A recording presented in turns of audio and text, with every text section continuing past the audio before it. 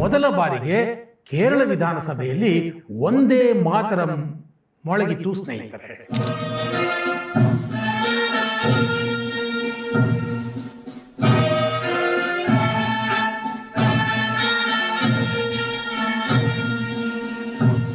ಮತ್ತೊಂದು ನಿರಾಸೆಯ ಕ್ಷಣಕ್ಕೂ ಸಹ ಈ ಅಧಿವೇಶನ ಸಾಕ್ಷಿಯಾಗಿದೆ. ಕೇರಳ ವಿಧಾನಸಭೆಯಲ್ಲಿರುವಂತವರ ಮನಸ್ಥಿತಿಯನ್ನ ಸ್ಪಷ್ಟವಾಗಿ ಎತ್ತಿ ತೋರಿಸ್ತಾ ಇದೆ.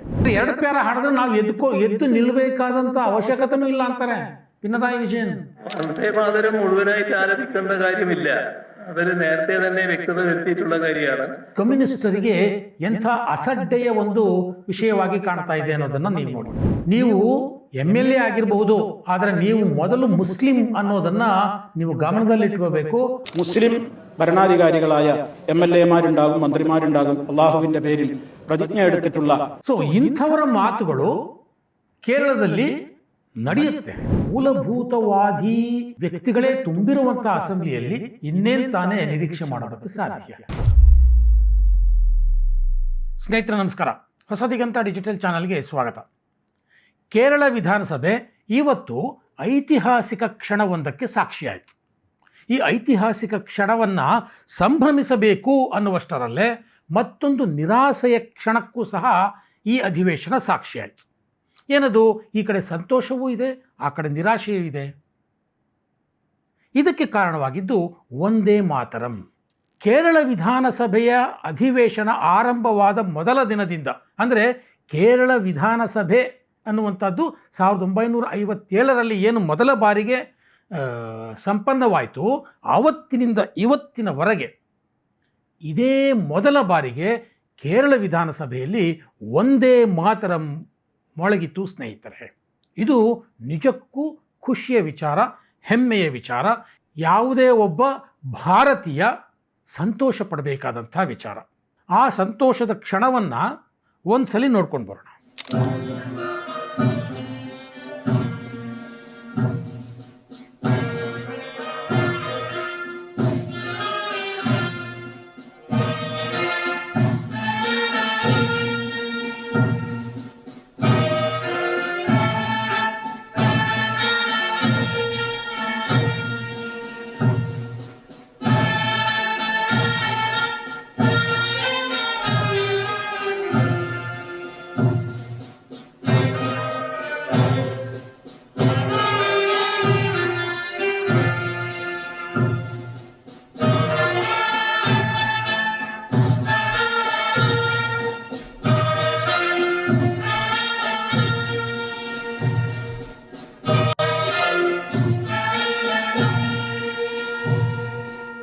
ನೋಡಿದ್ರಲ್ಲ ಸ್ನೇಹಿತರೆ, ಈ ಐತಿಹಾಸಿಕ ಕ್ಷಣವನ್ನು.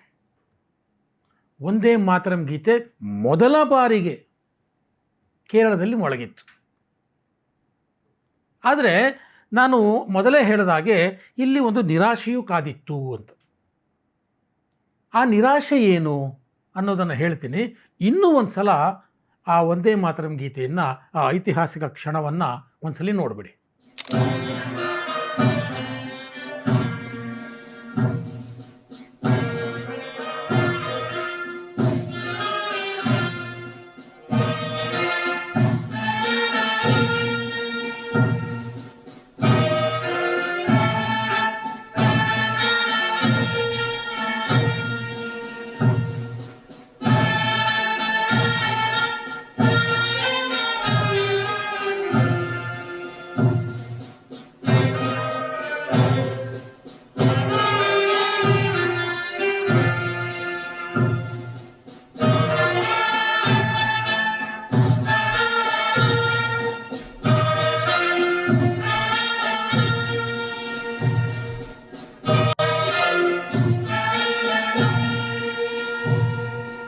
ನೋಡಿದ್ರಲ್ಲ, ಒಂದೇ ಮಾತರಂ ಗೀತೆಯ ಮೊದಲ 2 ಸಾಲುಗಳನ್ನಷ್ಟೇ ಕೇರಳ ವಿಧಾನಸಭೆಯಲ್ಲಿ ಹಾಡಲಾಗಿದೆ.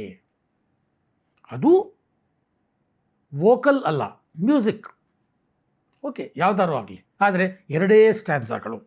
ಇದು ಕೇರಳ ವಿಧಾನಸಭೆಯಲ್ಲಿರುವಂಥವರ ಮನಸ್ಥಿತಿಯನ್ನು ಸ್ಪಷ್ಟವಾಗಿ ಎತ್ತಿ ತೋರಿಸ್ತಾ ಇದೆ. ಇತ್ತೀಚೆಗಷ್ಟೇ ಕೇಂದ್ರ ಸರ್ಕಾರ ಒಂದು ಹೊಸ ಕಾನೂನನ್ನು ಮಾಡ್ತು ಫೆಬ್ರವರಿಯಲ್ಲಿ. ಒಂದೇ ಮಾತರಂ ಗೀತೆಗೆ ಜನಗಣಮನಕ್ಕಿರುವಂತಹ ರಾಷ್ಟ್ರಗೀತೆಯ ಸ್ಥಾನಮಾನವನ್ನೇ ಕೊಡಲಾಯಿತು. 1971 ಒಂದು ಕಾಯ್ದೆ ಏನಿತ್ತು ಅದಕ್ಕೆ ತಿದ್ದುಪಡಿ ತಂತು ಕೇಂದ್ರ ಸರ್ಕಾರ. ಏನದು ಕಾಯ್ದೆ? Prevention of insults to national honour act ಅಂತ. ಅಂದರೆ ರಾಷ್ಟ್ರೀಯ ಗೌರವಗಳಿಗೆ ಆಗುವಂಥ ಅವಮಾನವನ್ನು ತಪ್ಪಿಸುವ ಒಂದು ಕಾಯ್ದೆ. ರಾಷ್ಟ್ರಗೀತೆಯು ಕೂಡ ಇದೇ ಅಡಿಯಲ್ಲಿ ಬರುತ್ತೆ, ರಾಷ್ಟ್ರಧ್ವಜ ಇದೇ ಕಾಯ್ದೆಯಡಿ ಬರುತ್ತೆ. ಇವುಗಳಿಗೆಲ್ಲ ಅಗೌರವ ಆದಾಗ, ಅವಮಾನ ಆದಾಗ ಈ ಕಾಯ್ದೆಯ ಅಡಿಯೇ ಶಿಕ್ಷೆ ಪ್ರಕಟವಾಗುತ್ತೆ. ಸೊ ಒಂದೇ ಮಾತರಂ ಗೀತೆಯನ್ನು ಸಹ ಈ ಕಾಯ್ದೆ ಅಡಿಯೇ ಕೇಂದ್ರ ಸರ್ಕಾರ ತಂದಿದೆ. ಸೊ ಈ ಕಾಯ್ದೆಗೆ ತಿದ್ದುಪಡಿ ತಂದ ನಂತರದಲ್ಲಿ ಹಾಡನ್ನು ಸಂಪೂರ್ಣವಾಗಿ ಹಾಡಬೇಕು ಅನ್ನುವಂಥ ಒಂದು ಆದೇಶವನ್ನು ಸಹ ಕೇಂದ್ರ ಸರ್ಕಾರ ಕೊಟ್ಟಿದೆ. ಯಾವ ಸಂದರ್ಭದಲ್ಲಿ? ರಾಷ್ಟ್ರಪತಿಗಳು, ರಾಜ್ಯಪಾಲರು ಭಾಗವಹಿಸುವಂಥ ಪ್ರಮುಖ ಸಮಾರಂಭಗಳು, ವಿಧಾನಸಭೆಯ ಜಂಟಿ ಅಧಿವೇಶನಗಳು, ಇಂಥ ಸಂದರ್ಭದಲ್ಲಿ ಸಂಪೂರ್ಣ ಒಂದೇ ಮಾತರಂ ಗೀತೆಯನ್ನು ಹಾಡತಕ್ಕದ್ದು ಸ್ಪಷ್ಟವಾದ ಮಾರ್ಗದರ್ಶಿ ಸೂತ್ರವನ್ನು ಕೇಂದ್ರ ಸರ್ಕಾರ ಕೊಟ್ಟಿದೆ. ಆದರೆ ಕೇರಳದಲ್ಲಿ ಆ ಒಂದು ಕಾನೂನನ್ನು ಉಲ್ಲಂಘಿಸಲಾಗಿದೆ. ಕಾನೂನಿನ ಉಲ್ಲಂಘನೆ ಅಂತ ಮಾತಾಡೋದಕ್ಕಿಂತಲೂ ಹೆಚ್ಚಾಗಿ ಇಲ್ಲಿ ನಾವು ಗಮನ ಹರಿಸಬೇಕಾದ್ದು ಕೇರಳ ವಿಧಾನಸಭೆಯಲ್ಲಿ ಗೆದ್ದಿರುವಂತಹ ಶಾಸಕರ ಮನಸ್ಥಿತಿ. ಕೇರಳದಲ್ಲಿ ಯಾರು ಆಡಳಿತ ಮಾಡ್ತಾ ಇರುವಂಥದ್ದು? ಕಾಂಗ್ರೆಸ್ ಮತ್ತು ಮುಸ್ಲಿಂ ಲೀಗಿನ ಮೈತ್ರಿ ಸರ್ಕಾರ. ಹೇಳಿ ಕೇಳಿ ಮುಸ್ಲಿಂ ಲೀಗ್ ಈ ಒಂದೇ ಮಾತರಂ ಗೀತೆಯನ್ನು ವಿರೋಧಿಸಿಕೊಂಡೇ ದೇಶದ ವಿಭಜನೆಯನ್ನು ಮಾಡಿದಂತಹ ಪಕ್ಷ. ಆಮೇಲೆ ಇವರು ನಾವು ಭಾರತೀಯ ಮುಸ್ಲಿಂ ಲೀಗ್ ಅಂತ ಇಟ್ಕೊಂಡ್ವಿ ಅಂತ ಏನೇ ಹೇಳ್ಬೋದು. ಇದು ಅದೇ ಸ್ವಾತಂತ್ರ್ಯ ಪೂರ್ವದ ದೇಶ ವಿಭಜನೆ ಮಾಡಿದಂತಹ ಆ ಮುಸ್ಲಿಂ ಲೀಗಿನ ಪಳೆಯುಳಿಕೆಯೇ. ಅನೇಕ ಸಂದರ್ಭಗಳಲ್ಲಿ ನಾವು ಇದನ್ನು ನೋಡಿದ್ದೇವೆ. ಇಂಥ ಪಕ್ಷದ ಜೊತೆ ಸರ್ಕಾರ ರಚಿಸಿರುವಂತಹ ಕಾಂಗ್ರೆಸ್ ನೇತೃತ್ವ ಇನ್ನೇನು ತಾನೇ ಮಾಡಲಿಕ್ಕೆ ಸಾಧ್ಯ? ಹಾಗಾಗಿ ಇಲ್ಲಿ ಸಂಪೂರ್ಣ ಒಂದೇ ಮಾತರಂ ಹೇಳೋದಕ್ಕೆ ಕತ್ತರಿ ಹಾಕ್ತು. ಒಂದು ಸಂತೋಷದ ಸಂಗತಿ ಅಂತಂದರೆ ಮೊದಲ ಬಾರಿಗೆ ಇತಿಹಾಸದಲ್ಲಿ ಕೇರಳ ವಿಧಾನಸಭೆಯಲ್ಲಿ ಒಂದೇ ಮಾತರಂ ಗೀತೆ ಮೊಳಗಿತು. ಇನ್ನು ವಿರೋಧ ಪಕ್ಷ ಏನು ಹೇಳಿದೆ ಈ ವಿಚಾರವಾಗಿ? ಮಾಜಿ ಮುಖ್ಯಮಂತ್ರಿ, ಈಗಿನ ವಿರೋಧ ಪಕ್ಷದ ನಾಯಕ ಪಿನರಾಯಿ ವಿಜಯನ್ ಹೇಳ್ತಾರೆ, ಇದರಲ್ಲಿ ತಪ್ಪೇನಿದೆ ರೀ, ಮೂಲತಃ ಒಂದೇ ಮಾತರಂ ಗೀತೆ ಹಾಡೋದೇ ಸರಿಯಲ್ಲ ಅವ್ರು ಹೇಳೋದು. ಇನ್ನು ಅರ್ಧಂಬರ್ಧ ಅಂದರೆ 2 ಪ್ಯಾರ ಹಾಡಿದ್ರೆ ನಾವು ಎದ್ದು ನಿಲ್ಲಬೇಕಾದಂಥ ಅವಶ್ಯಕತೆಯೂ ಇಲ್ಲ ಅಂತಾರೆ ಪಿನರಾಯಿ ವಿಜಯನ್. ಅಂದರೆ ಒಂದೇ ಮಾತರಂ ಗೀತೆ ಬಗ್ಗೆ ಎಂಥ ಅಸಡ್ಡೆ ನೋಡಿ. ದೇಶದ ಸ್ವಾತಂತ್ರ್ಯಕ್ಕಾಗಿ ಹೋರಾಡಿದಂತಹ ಸ್ವಾತಂತ್ರ್ಯ ವೀರರಿಗೆ ಪ್ರೇರಣೆ ಕೊಟ್ಟಂತಹ ಒಂದೇ ಮಾತರಂ ಕಮ್ಯುನಿಸ್ಟರಿಗೆ ಎಂಥ ಅಸಡ್ಡೆಯ ಒಂದು ವಿಷಯವಾಗಿ ಕಾಣ್ತಾ ಇದೆ ಅನ್ನೋದನ್ನು ನೀವು ನೋಡಿ. വന്ദേ മാതരം മുഴുവനായിട്ട് ആലപിക്കേണ്ട കാര്യമില്ല. അതിൽ നേരത്തെ തന്നെ വ്യക്തത വരുത്തിയിട്ടുള്ള കാര്യമാണ്. അതിലെ ആദ്യത്തെ 2 ഈരടികളാണ് ചൊല്ലേണ്ടത്. അതാണ് ഇവിടെ ചൊല്ലിയത്. ആ ചൊല്ലിയതിന് പിന്നെ മറ്റു തടസ്സങ്ങളില്ല. യഥാർത്ഥത്തിൽ വന്ദേ മാതരം ആ 2 ഈരടി ചൊല്ലുമ്പോൾ തന്നെ നമ്മൾ ദേശീയ ഗാനം ചൊല്ലുന്ന പോകുമ്പോൾ എഴുന്നേറ്റ് നിൽക്കുന്നത് പോലെ എഴുന്നേറ്റ് നിൽക്കേണ്ട കാര്യമില്ല. ಸೊ ಹೀಗಿರುವಾಗ ಎಲ್ಲರೂ ಅವರೇ ಇಡೀ ವಿಧಾನಸಭೆಯಲ್ಲಿ 3 ಜನ ಬಿ ಜೆ ಪಿಯವರು ಗೆದ್ದಿದ್ರು. ಅವರು ಸ್ವಲ್ಪ ಹೊತ್ತು ಅಲ್ಲಿ ಪ್ರತಿರೋಧವನ್ನು ತೋರಿಸಿದ್ರು. ಆದರೆ ಅವರ ಶಕ್ತಿ ಅಷ್ಟಾಗಿಲ್ಲ ವಿಧಾನಸಭೆಯಲ್ಲಿ. ಕೇಂದ್ರ ಸರ್ಕಾರ ತಂದ ಕಾನೂನನ್ನು ರಾಜ್ಯ ಸರ್ಕಾರಗಳೇ ಹೀಗೆ ಉಲ್ಲಂಘನೆ ಮಾಡೋದಾದರೆ ಪ್ರಜಾಪ್ರಭುತ್ವದ ಒಕ್ಕೂಟ ವ್ಯವಸ್ಥೆಗೆ ಏನು ಬೆಲೆ ಬಂತು? ಇಲ್ಲಿ ಯಾರಿಗೆ ಶಿಕ್ಷೆ ಕೊಡಬೇಕಾಗಾದರೆ? ಶಿಕ್ಷೆ ಬಿಡಿ, ಇದರ ವಿರುದ್ಧವಾಗಿ ಮಾತಾಡೋರೇ ಇಲ್ವಲ್ಲ. ಇಂಥ ಒಂದು ಪರಿಸ್ಥಿತಿ ಕೇರಳದಲ್ಲಿ ನಿರ್ಮಾಣ ಆಗಿದೆ. ಇದಕ್ಕೆ ಕಾರಣ ಏನು ಹೊಸದಾಗಿ ನಾವೇನು ಹುಡುಕಬೇಕಾಗಿಲ್ಲ. ಕೇರಳದ ಮನಸ್ಥಿತಿಯೇ ಅಂಥದ್ದು. ಇತ್ತೀಚೆಗೆ ಒಬ್ಬರು ಮೌಲ್ವಿ ಹುಸೇನ್ ಸಲಾಫಿ ಅಂತ, ಅವರು ಕೇರಳದಲ್ಲಿ ಗೆದ್ದಿರುವಂತಹ ಮುಸ್ಲಿಂ MLAಗಳಿಗೆ ಒಂದು ಸೂಚನೆಯನ್ನು ಕೊಡ್ತಾರೆ. ನೀವು MLA ಆಗಿರಬಹುದು, ಆದರೆ ನೀವು ಮೊದಲು ಮುಸ್ಲಿಂ ಅನ್ನೋದನ್ನು ನೀವು ಗಮನದಲ್ಲಿಟ್ಕೋಬೇಕು. ಆ ಐಡೆಂಟಿಟಿಯನ್ನು ನೀವು ಯಾವಾಗಲೂ ಕಾಪಾಡಿಕೊಳ್ಬೇಕು ಅಂತ. ನೋಡಿ ಅವ್ರು ಏನು ಮಾತಾಡಿದ್ರು ಅಂತ ಕೇಳಿ.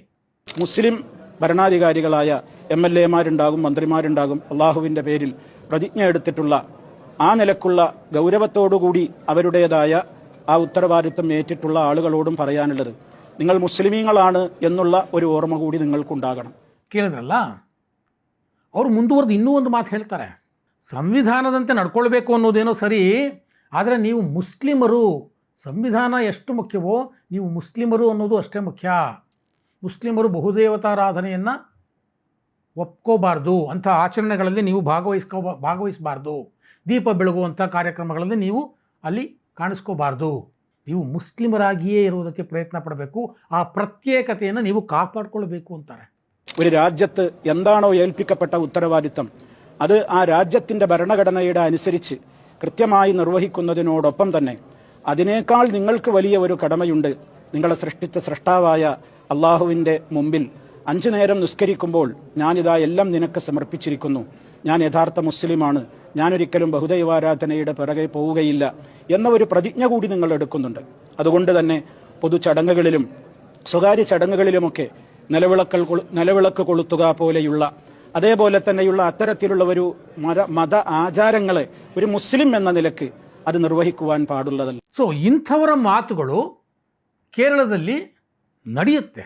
ಇಂಥವರ ಮಾತುಗಳನ್ನು ಚಾಚೂ ತಪ್ಪದೆ ಅನುಸರಿಸುವಂಥ ಒಂದು ಮುಸ್ಲಿಂ ಸಮುದಾಯವೇ ಇದೆ.